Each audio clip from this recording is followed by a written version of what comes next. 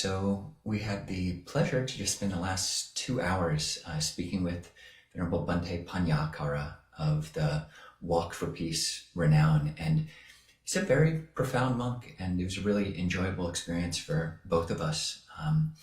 And because it was a 2-hour interview, we're going to break it up into 2 different parts. And so what this is the first part of that 2-part session. So hope you enjoy.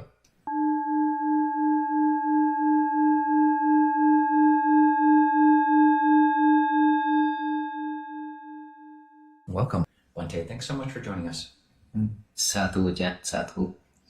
So I'll read a short biography of Bhante before we jump into more questions. But Venerable Bhante Pannakara is a Theravada Buddhist monk and former IT engineer who transitioned from a corporate career to a life of mindfulness and service. Born in Vietnam and educated at the University of Texas at Arlington, Bhante Pannakara immigrated to the US in 1997 and took full ordination in 2010. So same year as me. And I think same birth year as well. Well, you're 81 and I'm 82, but I see. It's very similar. So took full ordination in 2010 in the lineage of the Most Venerable Ratanaguna, the last direct disciple of His Holiness the Venerable Vangsarakkhita, founder and first Sangharaja of the Vietnamese Theravada Buddhist Sangha. In 2020, he launched the Dhammacetiya Project to preserve the Tipitaka in a monumental marble stupa complex, a vision furthered by his 112-day, 2,100-mile ascetic Tudong pilgrimage across India and Nepal. That journey, chronicled in his memoir, The Footsteps of a Buddhist Monk, laid the foundation for his most recent undertaking, leading the only very recently completed 2,300-mile, 108-day Walk for Peace from Texas to Washington, D.C., which most people watching, I think, will know you from. He is currently serving at the Hongdao Vipassana Bhavana Center in Fort Worth, Texas. So, Bhante, there's so much there, and a fascinating life, an adventuresome life, so many things that we can go into. But how is Aloka? Aloka is actually here. Aloka is very active. He is very active, and he wouldn't want to stay at one place. He would like to roam around and then walk and things like that. And so his surgery, the doctor just came from South Carolina 2 days ago to check up on him. So he has such merit. I mean, people love him so much, and he just got been taken care of well by doctors and everyone. Really, I can't imagine his merit at all, because us from a stray dog, and now that is world famous ambassador. And so he has his own merits that we cannot know about. Right? So, Bhante, your act of going on the Walk for Peace rippled out to us very strongly too. We go for alms every morning at Pike Place Market, or most mornings, and ever since after you began walking and people began learning, people would jog by me and just make Anjali, people who never would have before. And we all heard a friend recommend that we get a dog, so we have our own Aloka. But Bhante, one thing I wanted to ask, I really, this conversation for me is a chance to kind of, as monastics, for us to get to really speak about the heart and core threads of our lives in a way that, most interviews might not get to touch. And I wondered if you could start with just talking about the moments of faith, the key moments of faith that brought you into robes to ordain. Yes, I can. For my journey to become a monk is quite different, as we already talk about my bio, a brief bio saying that I was an engineer and things like that. So up until now, I'm not sure why I graduated. I'm really bad at math. And so after I graduated, and then I went to work for 2 and almost 3 years. And during that time of work, I feel like, is this really what I want? Is this the path that I want to continue on, or is it something else? Because seeing friends and co-workers and everybody just like, it's really not real. It's fake. It's because when we talk about friendship, it's just purely friendship. That's what I always thought and expect it to be. But obviously it's not, is because of benefits. When benefits involved, then everything just seems like it's changed. And I question myself, is this really, and is it gonna be everywhere, everyone, or it's just me? And so days after days of working, and then I see friendship and co-workers and everything like that, people willing to step on us to climb higher. And then go home every day, work, and then come home, seeing my parents and my brother and sister. I don't talk.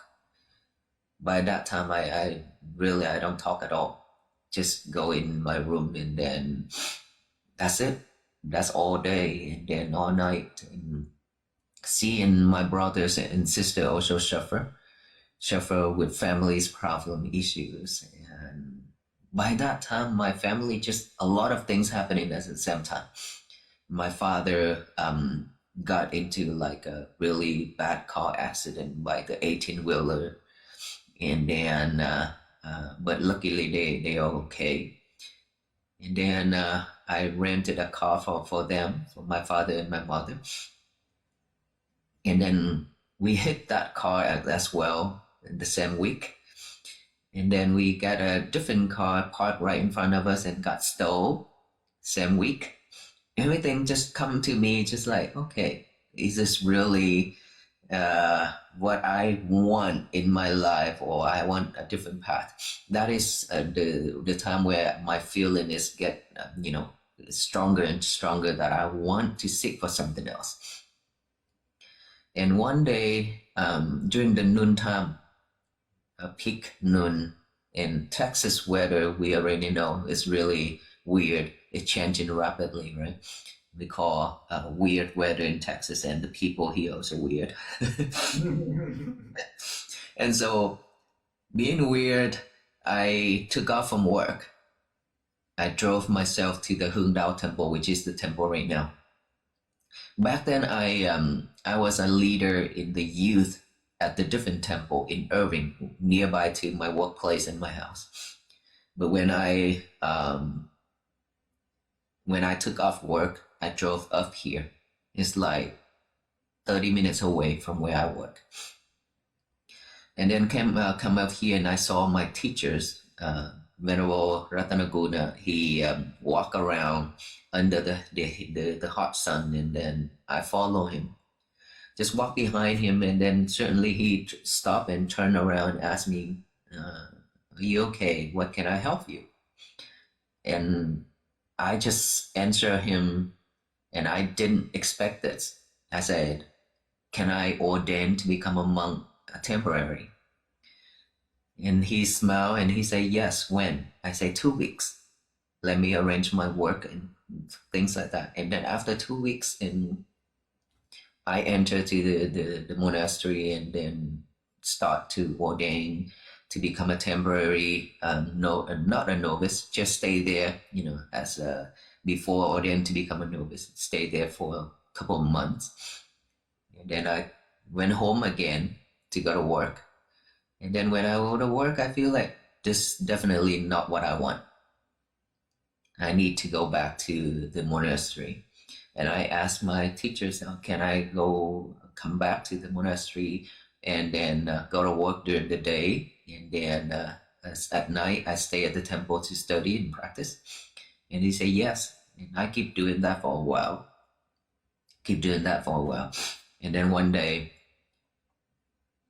when I sweep the floor, sweep the yard, when people cut the grass, mowing the grass, and I sweep it, and I saw all those grass that had been cut, and I imagined of my hairs, and I thought, these grass is just like my hairs. If I'm not shaving it, I feel itchy and very difficult for me with that feeling.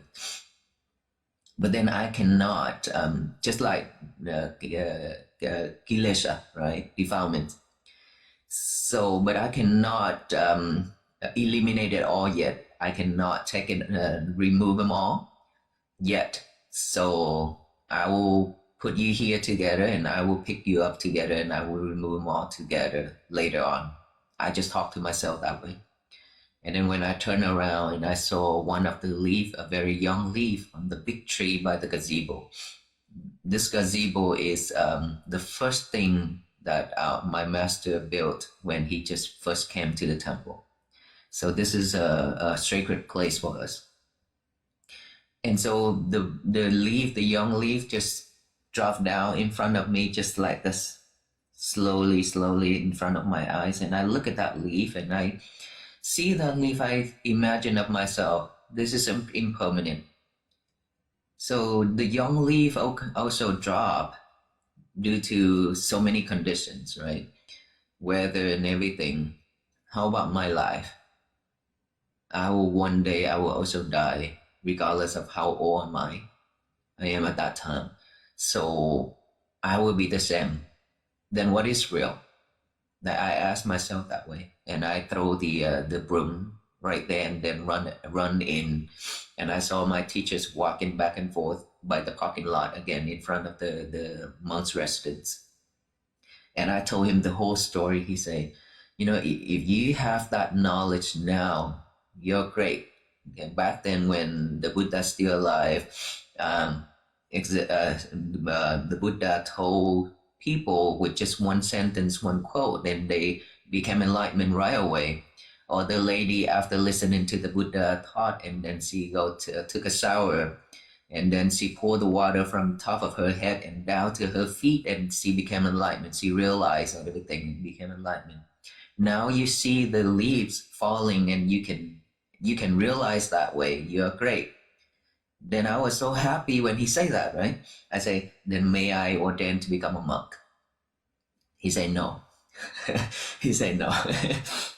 And after that, I went home and talked with my parents, and they also say no.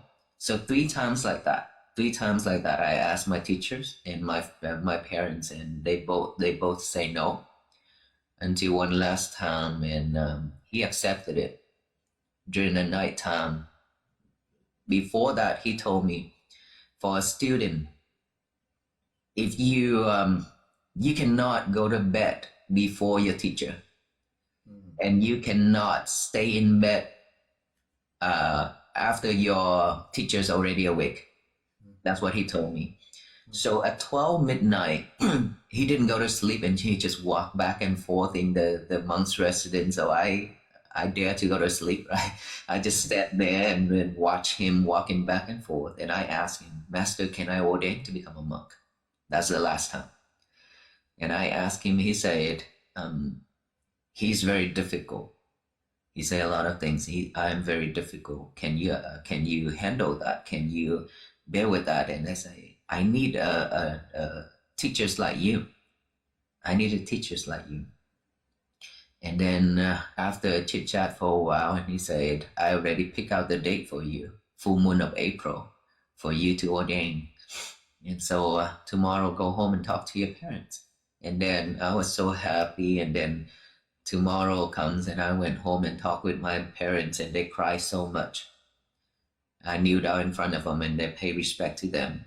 And they cried, and I asked them one last time that allow me to ordain to become a monk. And they all agree. They all agree. There, my journey begins from there, just like that. But I never expected about ordaining to become a monk. I never had that thought before.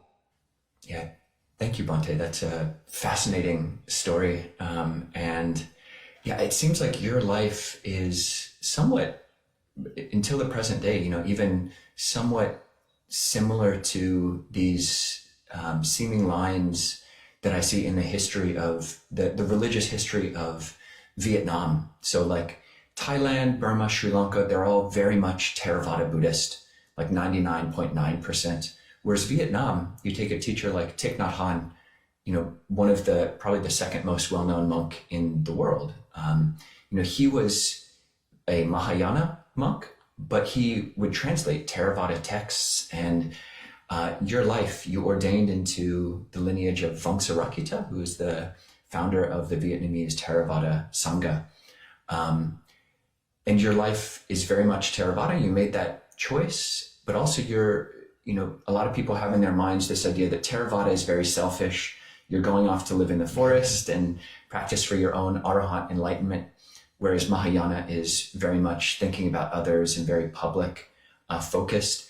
And I think your pilgrimage recently is a interesting, combination of both of those. But I'm curious if it was intentional that you chose Theravada. Were you raised in Vietnamese Theravada, or how did you decide to go that direction rather than Mahayana? In Vietnam, I didn't even know that we are Buddhists. Most of the Vietnamese family, we claim that we are Buddhists, right? Most of the Vietnamese family, but we are not really Buddhists because we don't know anything about Buddhism, right? We just knowing that we go to the temple and then paying respect to the Buddha, and then with the incense, and then asking for, good health, prosperity, and everything like that. But we don't even know what's the Buddha taught about, or how to practice meditation or anything like that. So we claim that we are Buddhists, but we are not, to be honest. Okay. So back then in Vietnam, my family is the same with every other families, that we worship ancestors. We only worship ancestors. And that's all we know. Okay.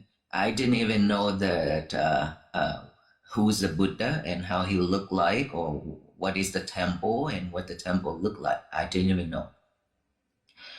Until I came to United States. This is when my Buddhist begins. It's because it started out with fun.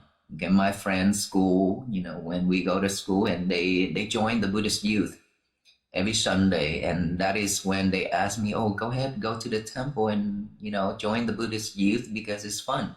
We have camping and we learn Morse code and semaphore and everything like that, and so it's gonna be fun, And then by that time, I say, okay, then I want to join, because staying at home without knowing anybody or going anywhere is also boring.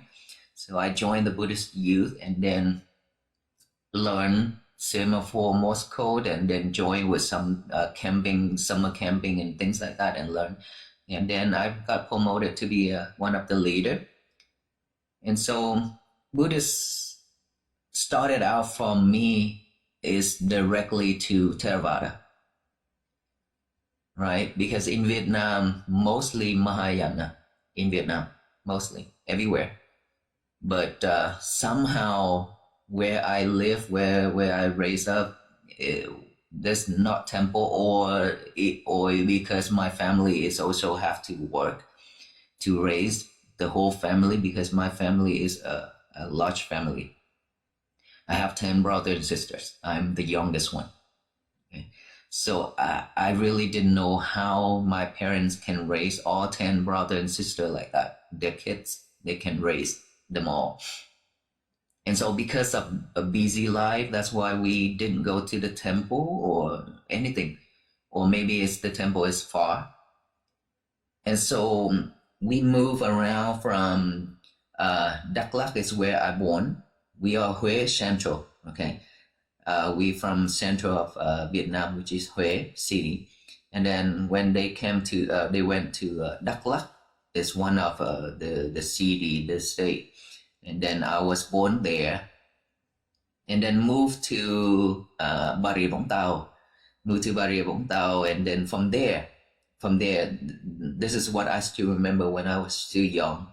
My parents and brothers went to work, and then I stayed home alone. In front of the highway, we live by the side of the highway. There's one monk, Theravada monk wearing a red robe, just like my teacher. He goes for arm round. Okay, he goes for arm round, and he stopped in front of my house. And then when he stopped there, and I didn't even know who he is and what he's doing. And the kid, and I just think that, okay, then I need to offer him something. So I went inside and scooped one scoop of rice. Not the raw one, rice. And I run out, and then he opened his bowl for me to offer it. And I pour the whole cup of rice, raw rice, into his bowl. And then I will run in to put away the can. And I rushed to run out again, and I didn't see him anymore. That is only one way. It's a highway. Okay, he walked that way straight. But when I rushed to run out again, I didn't see him anymore. And then later, I asked my brothers who lived there for a long time, my brother and sister. They say that there's no Theravada temple there. Around us, there wasn't one Theravada traditions. And I really don't know and didn't know who he is and where he's from. But that image of offering to the Theravada monk is stuck with me for a long time until I came to the United States. And then the day when I met my teacher, he wear the same robe.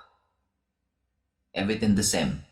Okay, that reminds me of that incident when I offered to the monk in Vietnam back then when I was really young. And I think that is the sign to brought me to Theravada, and just purely straight to the Theravada. I didn't learn anything about Buddhism at all before that. Thank you, Bhante. I'm curious, speaking about this kind of contact between Mahayana and Theravada, and you being drawn. Your story of being inspired to ordain reminds me of the story of Patachara. And I think this is the one you're referencing, where she pours that foot washing water, and she sees part of the water goes a little bit and then sinks into the ground, and then part of it goes farther. And she thinks, beings can die when they're young or when they're middle aged or when they're old, and then goes into her hut and turns off a candle or extinguishes a candle and becomes enlightened. So that lesson coming from the tree and the leaf is just quite profound. And one thing I'm curious about is, speaking about this intersection of Mahayana and Theravada, your path, obviously you're in Theravada robes, but your life has also been framed in so many ways in robes as a gift.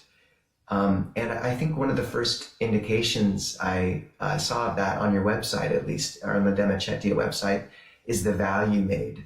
And it's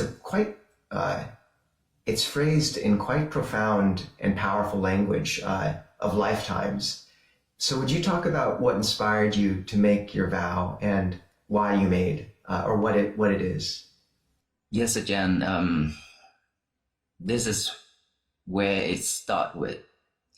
Back then when I just ordained, newly ordained, and then I tried to learn more about Buddhism. I went online on YouTube and then start to search about Dhamma talk and things like that, try to listen, to learn more, to get more knowledge about it. And then I came across to some of the talk is just say that for those ladies who accidentally got pregnant and have to deport their babies. And then if they already done that, then just write down, just get one of the sutta called Địa Tạng Kinh in Mahayana tradition. It's a Địa Tạng Kinh Bồ-Tát. It's one of the bodhisattva that is well known in Mahayana tradition. Địa Tạng is about the earth bodhisattva. Restored Jesu Bodhisattva. Probably. And so they say that just write that down about him, write his name down, Địa Tạng Vương Bồ Tát, and write that sutta down for 1,000 times. Then their karma about deportation of the baby will be wiped out, will be removed completely. And I was like, really? Is this something the Buddha taught? Is it really that Buddha teach all this? How can it be? Because this is just like, this is not right at all for me. But by that time I didn't know much about Buddhism. And keep thinking, and I learn about Tipitaka, and I start to read more about it. And I found out that, all those things that taught online, and then, is taught by many teachers and many monks, and they always claim that this is the Buddha teaching, this is the Buddha teachings, but obviously it wasn't, right? If they want people to understand, if they want people to follow, then they claim those to be the Buddha teachings. And so those are misleading. And a lot of people follow and believe in that, right? And I asked myself, this generation, my generations, we still have knowledge to understand what is right, what is wrong. But come to the Buddha teachings, all his teachings, we are completely blind like this. And what about the future? My students and my students, what about them? What are they gonna base on to study, to practice? Because later on, it will be much more misleading teachings, right? And so I was worried so much about the future generation because of all these things that I read and listened online. And I told myself, I need to do something. I need to do something to preserve the true Dhamma for the future generations. But by that time, I didn't know what to do. I just have that kind of mindset, that thought. And then I get to go to India once with my teachers and the Lady Buddhis here. When I entered into the Bodh Gaya area, by far away outside, and I'd be able to see the Bodhi tree and the top of the stupa. And I cry, I break down and cry a lot about standing outside looking in. I cry, and I didn't know why. And then I went inside and paid homage to the Buddha and Bodhi tree. And then I sat there under the Bodhi tree to meditate for a while. And then in my mind, I would just wish, what can I do? What should I do to protect the Buddha Dhamma, to preserve it, and to spread it widely? And then continue meditating. After a while, I see some of the top of the jetty. So when I keep seeing all those spear of the jetty in my mind, and I was thinking, okay, then I should do something. I should do something about building the stupa sites to preserve all the Buddha teachings, right? And so when I seen all those spears of the jetty in my head, and I think that, okay, I should build a site to preserve all the Buddha teachings. But to build a site, you have to have a large land and a decent number of the jetty, the stupa, in order to inscribe all those suttas on it. And I wanted to do it in stone because this is the way to preserve it longer in this world. And so by that time, I made a vow under the Bodhi tree. From here on, I made a vow that I will build, if I have a chance, I will build the stupa sites to preserve the Buddha Dhamma. And that will last for 1,000 years for all the future generation to get to learn the true Dhamma. But I didn't know that, how many languages I should put in there, or how many countries that actually have the Tipitaka in Pali. So I just make that wish, that vow under the Bodhi tree. Just one vow under the Bodhi tree, and then I went to sightseeing for many other sacred places of the Buddha. And I continue making that vows. But when I make that vows under the Bodhi tree, I feel like when I close my eye, I feel like my body is moving. It's just like everything is moving. And so that is the feeling, the sensation that I would never forget, right? And then after that vow in both under the Bodhi tree of the Bodh Gaya, it took 7 years for me to continue with that vow silently. So everything I do, any wholesome deeds and wholesome things that I cultivate or I do, I just continue to making that vows, wishing that one day my vow will come true, that I be able to do it. Yes, 7 years of doing that. That is where it started. Bhante, that's so meaningful to hear. And you're right, we consider, we see these teachings online and it seems like they're so, sustainable, but really if in terms of the long-term longevity, or if a data center goes out or something, like where are they then? And you're the third person I've spoken to who's had that sense of the earth shaking under them at Bodh Gaya specifically. I've never heard it anywhere else, so there's a power to that also. And is that Aloka whining in the background? Yes. Any chance we can get him on screen really quickly to say hello, or is he too far away? Aloka, come. Wait, right here. Okay. All right. Hey, Aloka. Hey. Aloka, All shy. hi to Venerable. Say hi. Okay. Okay. Well trained and so much metta. Sit down. But we're gonna have to ask about your story with him as well. Sit down. Okay, sit. He's very active, Yeah. and he wants to go out. That's why. Go sit down. Sit down. Okay, good boy. Yeah, thank you, Bhante.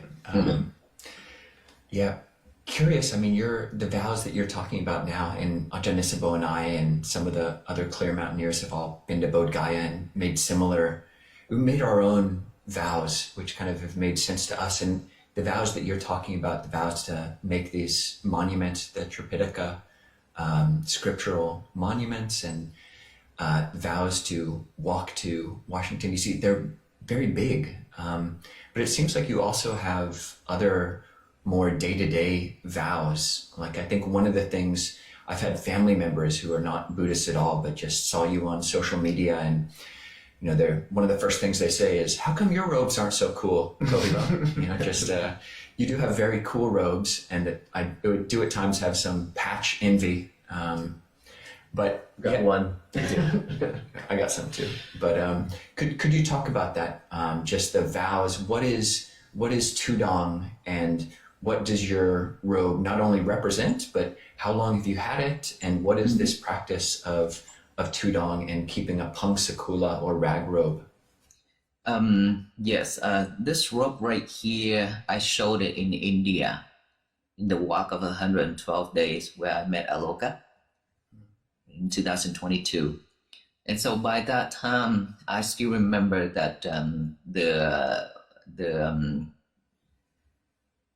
assistant of the leader of that walk in India, he also wear this robe. He showed it himself. He collected fabrics from the cremation place and along the road, and he showed it. And he wear those robes for about 12 to 13 years already, and just one set of robe. And he kept doing that. And so this is something that I have, I wanted to do for a long time, but I never have a chance because staying here in the United States, we wear the same robe as my teachers, which is the red one. And when I had a chance in 2022, after my vow about the Dhammacetiya got announced publicly, then I get a chance to go on the Tudong. That is the first Tudong trip that I got to join.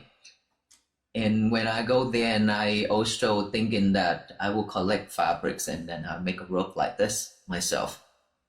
And I did get all the fabrics from trash place and from the brother monks who, their robes are old and they don't use it anymore. So I asked for those and then collect here and there. I still remember one piece of the fabric is by the Gangchi River. Me and my brother monk, we both saw one of the white fabric, and we both rushed down and then pick it up. He hold one side, and I hold one side, and I look at him, and he look at me and smile, and I let him have it. But then those fabric cannot be used nowadays. Their fabric is very thin and like silk. It's not like this type of fabric, so it cannot be used. And so collected, and then everywhere we go, when there's a tailor shop, and I go there and ask for the machine to show it together with all these stitches. It takes a long time to do this. It takes so much long because these are so many layers here. With this, it's like 2-3 layers. So without showing this line right here, it cannot stay together. It's always like this. So it's very difficult to wear. That's why you can see many lines, many stitches to stick them together. Since 2022 up until now, when I come back to the temple and I put it away because I made a vow that I only wear this when I go on a walk on the Tudong. Other than that, normal day, then I just use my regular robe. And this is where it came from. And I got my whole set, 3 pieces, fixing and putting together. Unfortunately, these cannot be dyed. I tried to dye it in one color, but these are different type of fabric. So when we both try to cook a really big pot of color and dye in color, and we try to dye it because we have to have one color, right? There cannot be so many colors like this, but it didn't work out. So time is rushing, so we have to wear like this. But luckily, it's not too obvious with this color. These colors are still matching with all our allowed robe, right? Colors. It's not too obvious, but I definitely will get some other fabrics that be able to dye and replace this, right? And wearing these, I feel like because they are thick enough. The Sangati is about 5 layers. It's super heavy. I remember in India when we walk and we caught in a rain, it's soaking wet, and then it's way heavier than normal, right? And then we walk every day like 30 miles per day, and so it wears out a lot already. plus the rope and the bags and the bow. So it's way heavy. It's like some monks putting rocks in my bowl or something. Well, I was happy for you. So the Sangati is the one that goes over your shoulder, where in America it has all of the pins from the different sheriffs and towns. And I was very happy that it looks so thick. I mean, ours probably weigh maybe like a tenth or at least a quarter of what yours weigh. But I was happy because you're sleeping outside, and it's basically a blanket, a full blanket. It is. I'm grateful that we have this rope, and the Sangati is thick enough for us because it's super cold. Sometimes you saw us wearing like the beanie, is it hat, and wearing socks and things like that because it's freezing.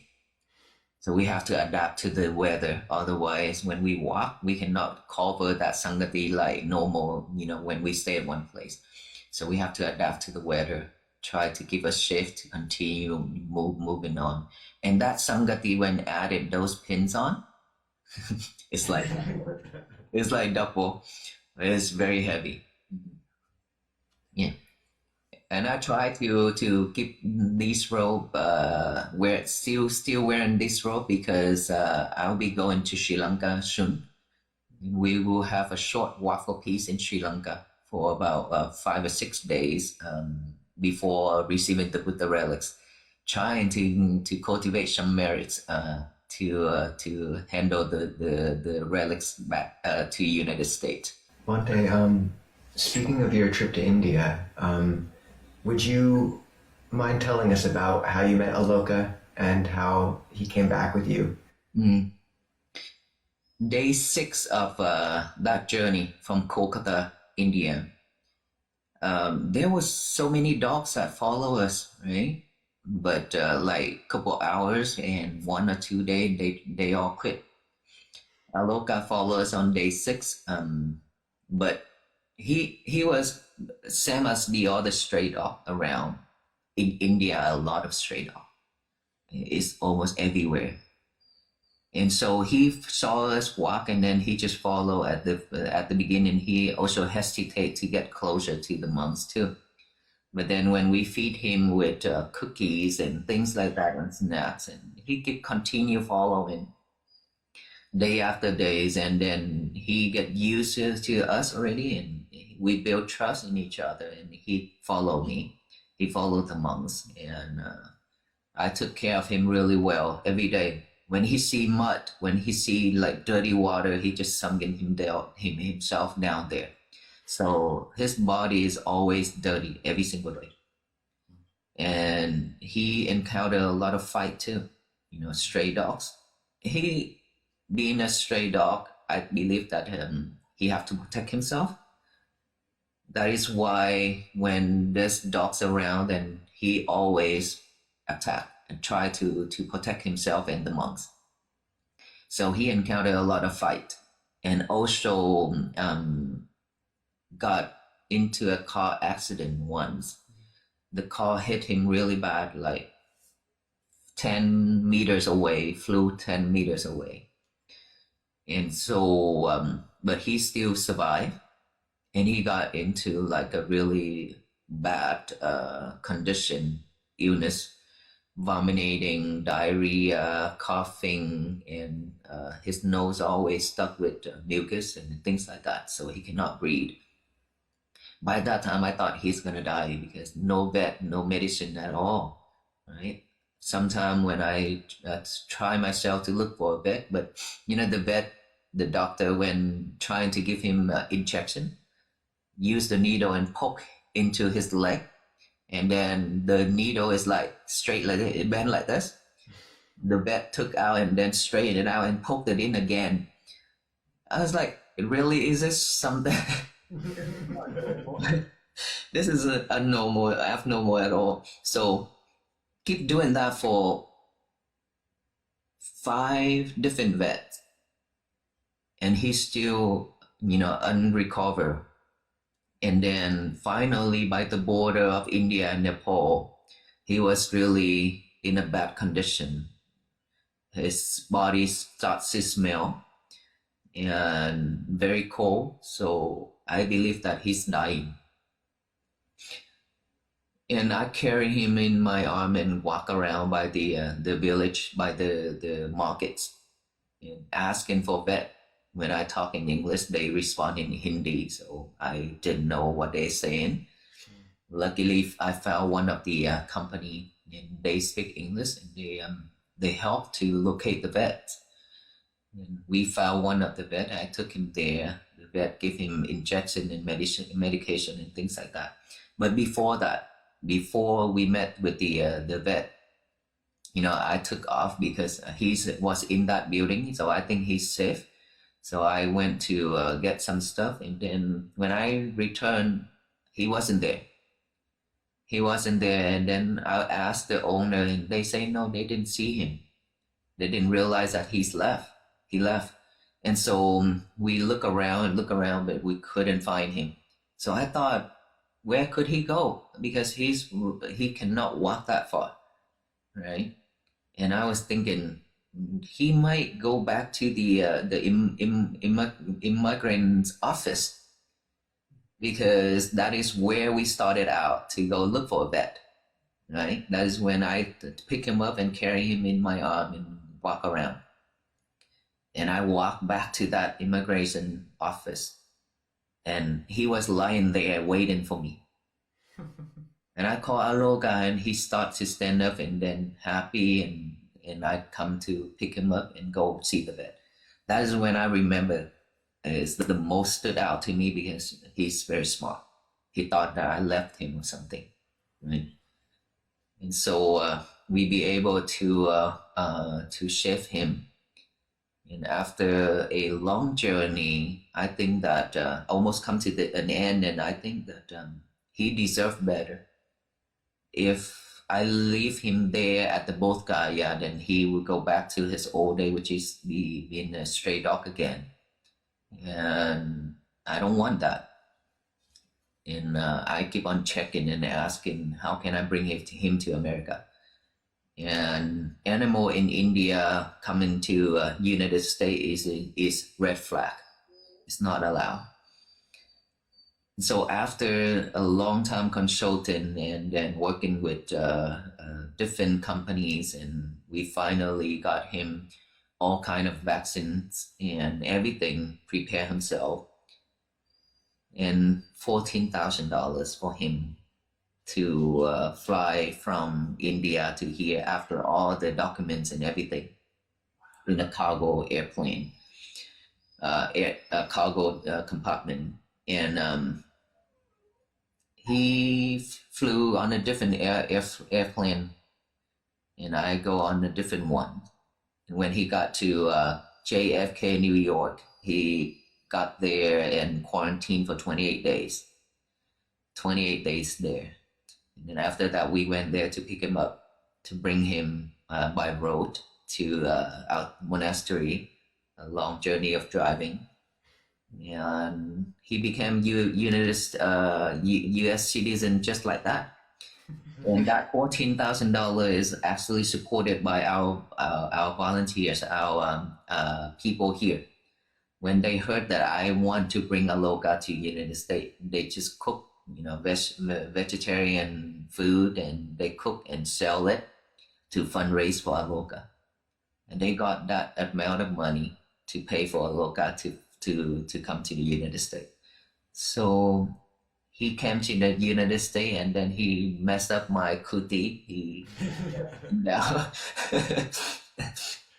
yeah, Aloka is like that. Wow. Yeah, talk about a lot of merit. That's impressive. Bhante, your walks for peace in general are so interesting. The term walk for peace has different meanings, and the way that you do it kind of combines multiple meanings there. So before I ordained, just growing up in America, had people who I looked up to just on the level of politics or social justice, like Martin Luther King Jr. in the Birmingham bus boycotts, or Gandhi doing the salt marches, or even Thich Nhat Hanh starting to get into Buddhism, they would do these long walks with many, many people for social justice. And then I remember reading the biography of Ajahn Mun, kind of the grandfather of the forest tradition in Thailand. And he would do a different type of peace walk where he's just going alone, walking in the forest and sleeping like you, a very hard life, but very much alone, looking for seclusion, versus what Gandhi and Thich Nhat Hanh and Martin Luther King Jr. and others are kind of looking not for personal seclusion, but for it's kind of building social power and coherence. And your walks kind of combine both of those. I mean, you are sleeping rough and living rough and walking barefoot and sleeping in the cold, and you don't know where you're going to sleep maybe, or what you'll have to eat the next day. But you're also building up a lot of social movement. I mean, people who had no idea about Buddhism learn about you, and there comes this kind of momentum and the volume of people and of news attention just gets more and more. And I'm curious how you balance those. Like, did you start your first walk for peace? Were you looking for personal seclusion, or has it always been looking to bring attention and to create community, or has it always been a mix of both? Yes, again, it's a mix of both. So when we walk, we want to practice ourselves. Like I said, in my walk, most of the time we stay at the temple and we have a lot of opportunity to practice meditation in sitting posture, right? And we can just go into my kuti and then lock myself down for a couple of days or months if I want. But by doing so, there's still a big piece that is missing out that I couldn't find it.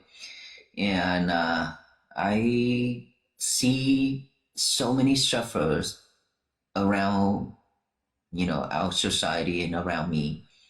And everywhere I go, I just see suffering people and not knowing how and where to start to get out from all those sufferings.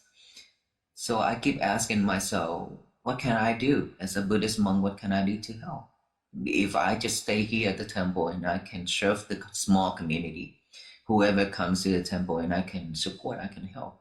Or if I want to be secluded myself, I just, go into the kuti and then lock myself in that for months if I want. My teachers stay in the kuti for 1 year straight to meditate without seeing anybody already. He have done that in 2017 before I went to Myanmar to practice. And so in this walk, I talk with my team that we need to practice mindfulness when we walk, trying to find out what's the difference between sitting and walking. As Buddhist monk and all practitioners, we always sitting to practice, right? Most of the time. But walking for a long distance for every day to practice is way different. It's very difficult too. And walking like 20 to 30 miles per day, that wears out a lot too. Tired, exhausted, right?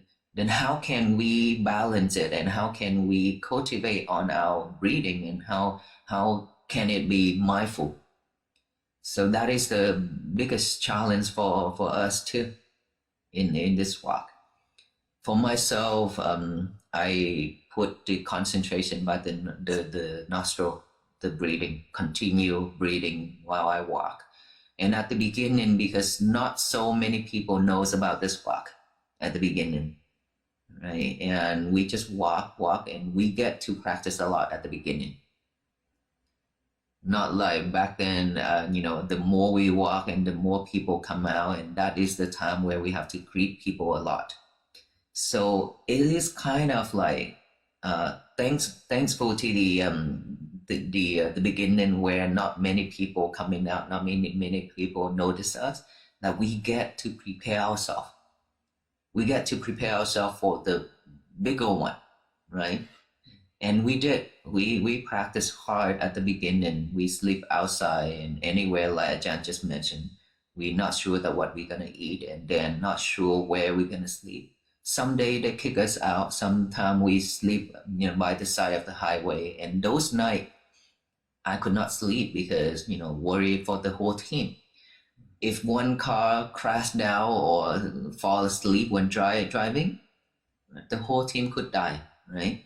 Because on the highway, 70, 90 miles per hour, especially at nighttime, they drive very fast, right? So most of the time I couldn't sleep because I need to watch out for the team. And so I get to practice myself a lot during those days for over a month. And going through the cold, the freeze, and moisture and everything, we are wet every night.